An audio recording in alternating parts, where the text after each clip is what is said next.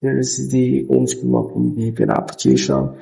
Very, very easy to use, and we can see here all the servers that are available. Some of them you may see with the cloud icon, and you can go at the top here to upgrade or get the subscription that they offer.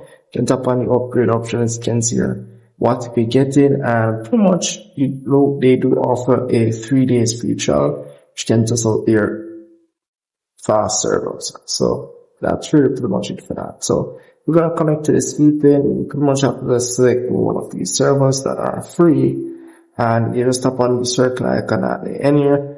And once you've selected that, it will pretty much ask for connection request, and it will be connected in no time. So very, very simple and straightforward VPN application here, and I would recommend you guys testing it out and let me know in the comment section what's your thoughts on this VPN application here. And with all that said, guys, make sure to subscribe, watch along, you're not official. See you guys in the next tutorial.